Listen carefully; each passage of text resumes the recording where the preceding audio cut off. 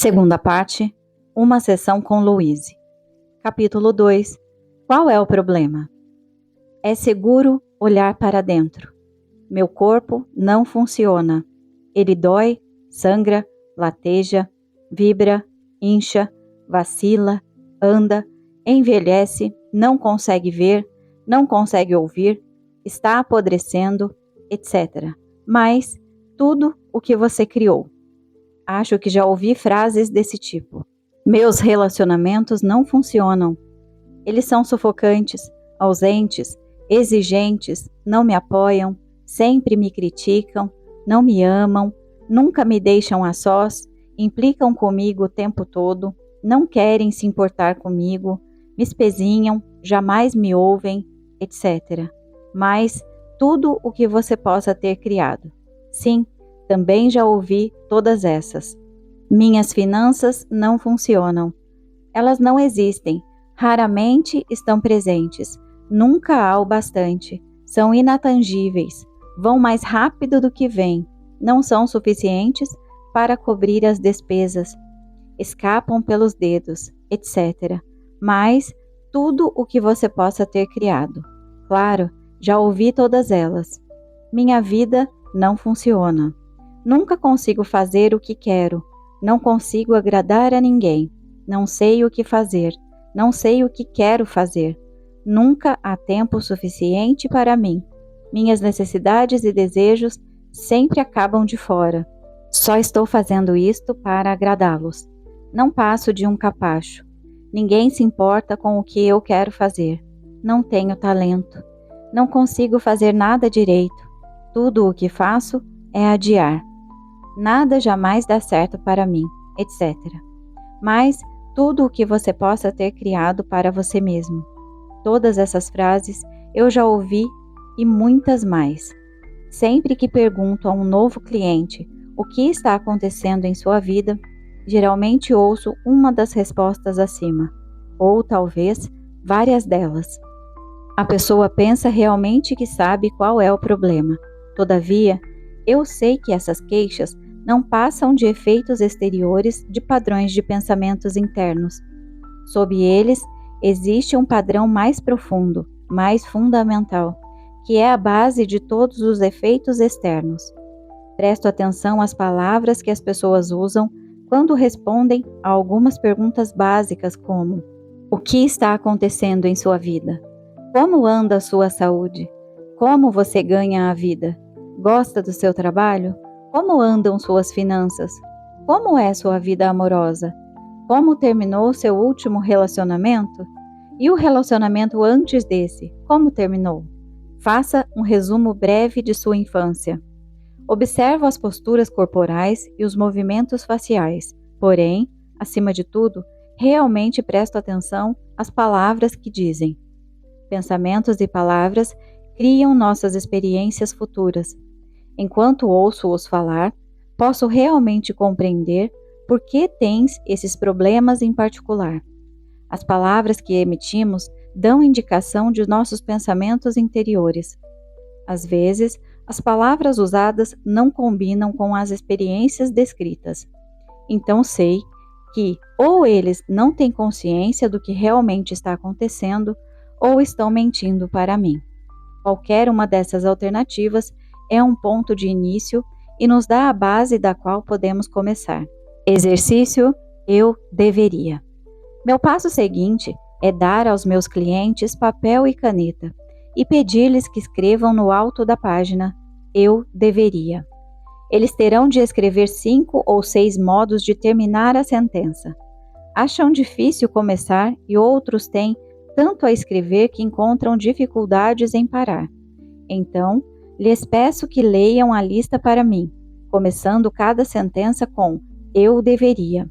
À medida que terminam cada uma, pergunto por quê.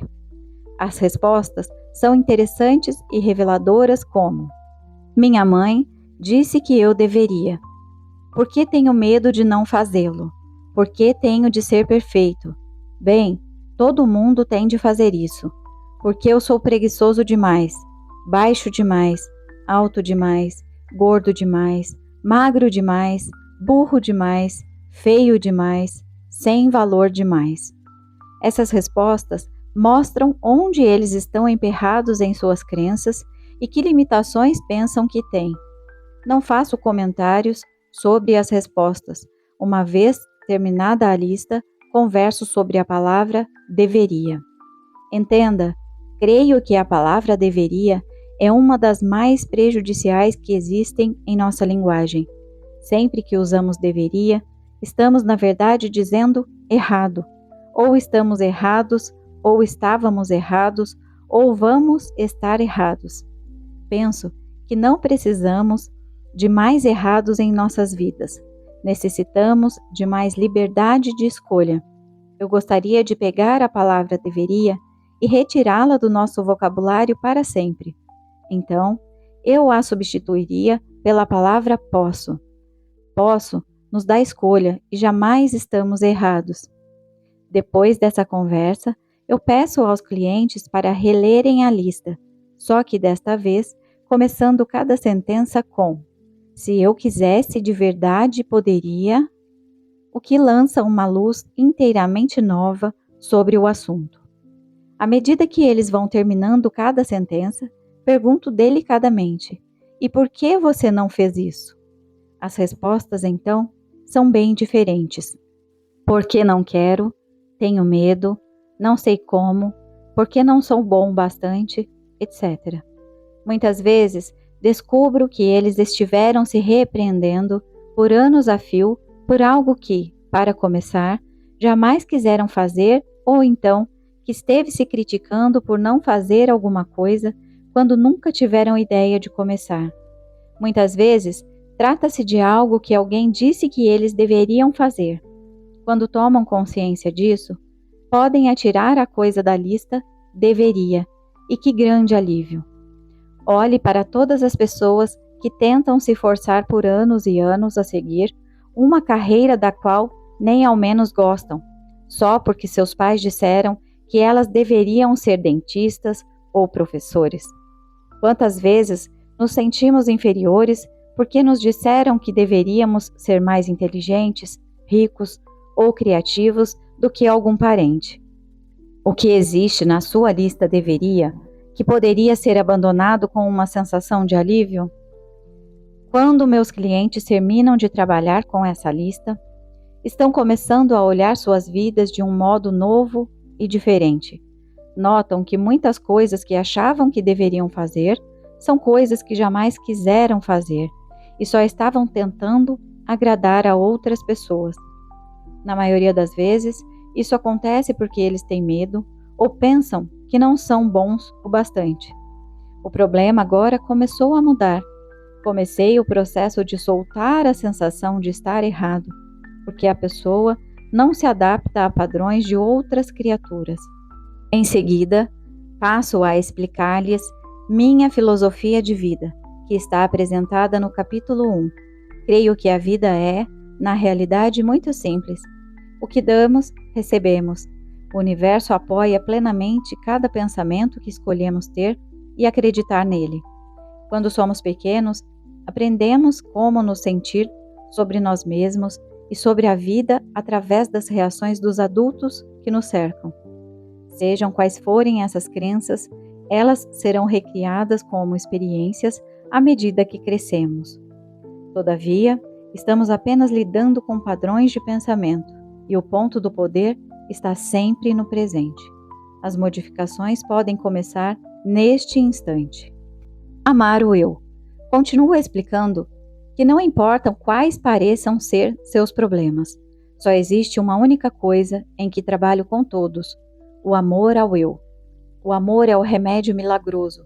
Amar a nós mesmos é algo que realiza milagres em nós mesmos. Não estou falando sobre vaidade, arrogância ou convencimento, pois isso não é amor, mas somente medo. Falo sobre ter um grande respeito por nós mesmos e uma gratidão pelo milagre de nosso corpo e nossa mente. Amor, para mim, é a apreciação a tal ponto que ela enche meu coração ao máximo e extravasa. O amor pode tomar qualquer direção. Posso sentir amor por o processo da vida em si, a alegria de estar viva, a beleza que vejo, outra pessoa, o conhecimento, o processo da mente, nossos corpos e o modo como funcionam, animais, aves, peixes, a vegetação em todas as suas formas, o universo e o modo como funciona. O que você pode acrescentar a essa lista? Vamos dar uma olhada em algumas das formas de não amarmos a nós mesmos. Censuramo-nos e criticamo-nos de maneira interminável. Maltratamos nossos corpos com alimentos errados, álcool e drogas. Escolhemos acreditar que não somos merecedores de amor. Temos medo de cobrar um preço razoável pelos nossos serviços. Criamos doenças e dor em nossos corpos. Adiamos fazer coisas que nos beneficiariam. Vivemos no caos e na desordem. Criamos dívidas e fardos. Atraímos amantes e parceiros que nos diminuem. Quais são algumas das suas próprias formas? Se de alguma maneira negamos nosso bem, trata-se de um ato de não nos amar. Lembro-me de uma cliente que usava óculos. Um dia, desprendemos um velho medo de infância. No dia seguinte, ao acordar, ela achou que as lentes de contato a estavam incomodando demais. Tirou-as, olhou à sua volta e descobriu que a sua vista estava perfeita. Todavia, minha cliente passou o dia inteiro dizendo: "Não acredito, não acredito." No dia seguinte, voltou a usar lentes. A mente subconsciente não tem senso de humor. Não conseguiu acreditar que havia criado a visão perfeita. A falta de autovalorização é uma outra expressão de não amar a nós mesmos. Tom era um artista muito bom e tinha alguns clientes ricos que lhe pediram que decorasse uma ou duas paredes em suas casas. Mesmo assim, ele estava sempre atrasado no pagamento de suas contas, pois seus orçamentos originais nunca eram suficientes para cobrir o tempo envolvido na conclusão do trabalho. Ora, qualquer um que presta um serviço ou cria um produto único pode cobrar o preço que quiser. Pessoas de posses adoram pagar muito pelo que querem, pois isso valoriza mais o objeto em questão. Vamos a mais exemplos. Nosso parceiro está cansado e mal-humorado. Imaginamos o que nós fizemos de errado para causar isso. Alguém nos convida para sair uma ou duas vezes e depois não telefona mais. Pensamos que deve haver algo de errado em nós. Nosso casamento termina e temos a certeza de que nós somos um fracasso. Nossos corpos não são similares aos que aparecem em revistas e nos sentimos inferiores. Não fechamos a venda ou conseguimos o papel e ficamos certos de que não somos bons o bastante. Temos medo da intimidade ou de deixar alguém se aproximar demais, de modo que procuramos sexo anônimo. Não conseguimos tomar decisões porque temos certeza de que elas serão erradas. Como você expressa sua falta de autovalorização? A perfeição dos bebês. Como você era perfeito quando era bebezinho. Os bebês não têm de fazer nada para se tornarem perfeitos. Eles já são perfeitos e agem como se soubessem disso. Sabem que são o centro do universo. Não têm medo de pedir o que querem e expressam livremente suas emoções. Qualquer um sabe quando um bebê está bravo. Aliás, toda a vizinhança sabe. Também se sabe quando eles estão felizes, pois seus sorrisos são capazes de iluminar um quarto inteiro. Os bebês são cheios de amor.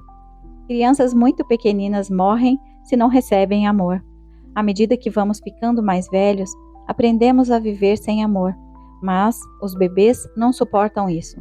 Os pequeninos também adoram cada parte de seu corpo. Amam até suas próprias fezes. Eles têm uma coragem incrível. Você era assim. Nós éramos todos assim. Então, começamos a ouvir os adultos à nossa volta que haviam aprendido a ser medrosos e passamos a negar nossa própria magnificência. Nunca acredito quando os clientes tentam me convencer de como são horríveis ou tão pouco dignos de amor. Meu trabalho é levá-los de volta à época em que sabiam como realmente amar a si mesmos. Exercício espelho. Peço ao cliente para pegar um espelho pequeno, olhar bem nos olhos, dizer seu nome e depois, eu o amo, e aceito exatamente como você é. Esse exercício é extremamente difícil para algumas pessoas. É raro eu obter uma reação tranquila, muito menos um pouco de alegria com essa prática. Alguns choram ou ficam com os olhos marejados, outros se enfurecem, outros ainda menosprezam suas feições ou qualidades. Uns pouco afirmam que não conseguem. Cheguei a ver um homem a atirar o espelho para longe e querer fugir. Precisei trabalhar meses seguidos com esse cliente até ele poder começar a se relacionar consigo mesmo no espelho. Por muitos anos, eu olhei no espelho apenas para criticar o que eu via nele. Hoje, quando me recordo das intermináveis horas que passei acertando as sobrancelhas, tentando me tornar razoavelmente aceitável, acho graça. Lembro-me bem do medo que eu sentia de olhar dentro dos meus próprios olhos. No meu trabalho, esse exercício me mostra muito. Em menos de uma hora sou capaz de atingir o âmago da questão sob o problema externo. Quando se atua apenas no nível do problema, gastam-se horas intermináveis trabalhando em cada detalhe e, no instante em que tudo parece arrumado, ele brota num outro lugar qualquer. O problema raramente é o verdadeiro problema. Ela vivia preocupada com sua aparência, em especial com os dentes. Estava sempre trocando de dentista, achando que o último só a fizera parecer pior. Resolveu fazer plástica no nariz, mas o resultado foi ruim. O fato era que cada profissional estava refletindo sua crença de que ela era feia. Seu problema não era a aparência, mas o fato de que estava convencida de que havia algo de errado nela. Outra mulher tinha um mau hálito terrível e as pessoas achavam desagradável ficar perto dela. Ela estudava para ser ministra de igreja e seu comportamento exterior era pio e espiritual. Todavia, sob ele havia uma furiosa corrente de raiva e inveja que explodia às vezes, quando essa mulher achava que alguém poderia estar ameaçando sua posição. Seus pensamentos mais profundos eram expressos através do hálito, tornando-a ofensiva mesmo quando pretendia ser amorosa. Ninguém a ameaçava senão ela mesma. Ele tinha apenas 15 anos, quando a mãe o trouxe a mim, porque o garoto estava com o mal de Hodgkin e havia-lhe dado só 3 meses de vida. A mãe, como seria de esperar, estava histérica e era de difícil trato. Mas ele era esperto e inteligente e queria viver. Estava disposto a fazer tudo o que eu mandasse, inclusive modificar o modo como falava e pensava. Os pais, separados, estavam sempre discutindo, e o garoto, na verdade, não tinha uma vida doméstica estável. E queria desesperadamente ser ator, e a perseguição da fama e da fortuna era muito maior do que sua capacidade de experimentar a alegria. Pensava que só seria aceitável e digno de valor se tivesse fama. Eu o ensinei a se amar e se aceitar, e ele ficou bom. Agora está amadurecido e atua com regularidade na Broadway, pois, à medida que foi aprendendo a vivenciar a alegria de ser ele mesmo, abriram-se novos papéis para o seu talento. O excesso de peso é outro bom exemplo de como podemos desperdiçar muita energia tentando corrigir um problema que não é o verdadeiro. As pessoas frequentemente passam anos e anos lutando contra a gordura e continuam com excesso de peso. Afirmam que todos os seus problemas vêm porque elas são gordas. O excesso de peso é só um efeito exterior de um profundo problema interno. Para mim, ele é sempre o medo e uma necessidade de se sentir protegido. Quando nos sentimos amedrontados ou inseguros, ou não bons o bastante, muitos de nós acumulamos gordura para se proteger. Gastar tempo nos menosprezando por sermos gordos demais, sentir culpa a cada garfada que comemos, fazer todas as coisas más que fazemos a nós mesmos quando engordamos, não passa de desperdício de tempo. Daqui a 20 anos estaremos na mesma posição porque não começamos a lidar com o verdadeiro problema por trás da gordura. Só conseguimos nos tornar mais amedrontados e inseguros, e então precisamos de mais peso para a proteção. É por isso que eu me recuso a focalizar a atenção na gordura ou em dietas, pois estas não funcionam. A única dieta que dá certo é a dieta mental, a que evita pensamentos negativos. Costumo dizer aos meus clientes: vamos colocar essa questão de lado por algum tempo, enquanto trabalhamos em outras coisas. Muitas vezes eles me dizem que não podem se amar, porque são muito gordos, ou é como colocou uma moça, redondos demais nas beiradas. Explico-lhes então que eles são gordos porque não se amam. É impressionante ver como, quando se começa a amar e aprovar a nós mesmos, a gordura excessiva vai desaparecendo de nossos corpos. É comum alguns clientes ficarem bravos comigo quando lhes explico como é fácil mudar suas vidas, porque eles têm a impressão de que não estou compreendendo seus problemas. Uma mulher ficou muito nervosa e falou: vim aqui para conseguir ajuda no preparo da minha dissertação, não para aprender a me amar.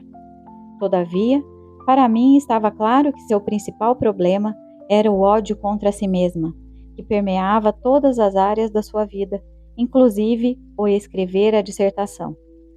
Ela não seria bem-sucedida em nada enquanto se sentisse tão sem valor. Ela recusou-se a me ouvir e saiu em lágrimas. Voltou, 1 ano depois, com o mesmo problema e muitos outros mais. Algumas pessoas não estão prontas e não temos como avaliar isso. Todos começamos a fazer nossas mudanças na hora, no espaço e na sequência certos para nós. Eu só comecei as minhas depois de completar 40 anos. O verdadeiro problema. Então me vejo diante de um cliente que acabou de se olhar no inofensivo espelhinho e está todo nervoso. Sorrio com prazer e digo: ótimo, agora estamos olhando para o verdadeiro problema e podemos começar a remover aquilo que está realmente atrapalhando o seu caminho.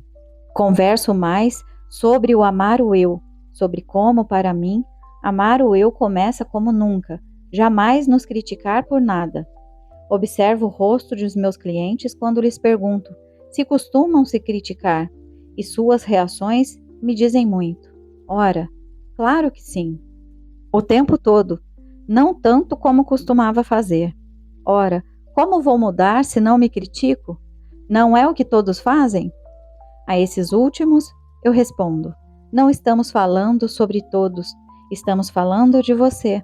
Por que você se critica? O que há de errado com você? Enquanto eles falam, vou escrevendo uma lista. O que dizem frequentemente coincide com sua lista deveria. Acham que são altos demais, baixos demais, gordos demais, magros demais, burros demais, velhos demais, jovens demais, feios demais. Os mais bonitos em geral respondem isso. Falam também que são vagarosos demais, apressados demais, preguiçosos demais, etc. Note como quase sempre é uma coisa demais.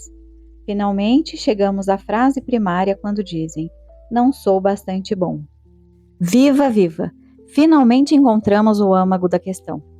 Eles se criticam porque aprenderam a acreditar que não são bons bastante.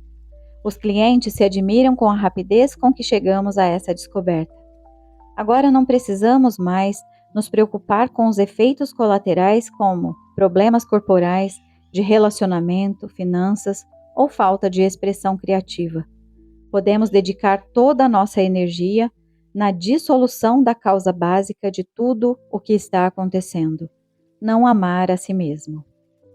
Afirmação: na infinidade da vida onde estou, tudo é perfeito, pleno e completo.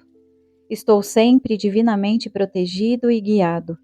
É seguro para mim olhar para o meu interior. É seguro para mim olhar para o passado. É seguro para mim alargar minha visão da vida. Sou muito mais do que minha personalidade, passada, presente ou futura. Agora escolho me elevar acima de meus problemas de personalidade para reconhecer a magnificência do meu ser. Estou totalmente disposto a aprender a me amar. Tudo está bem no meu mundo.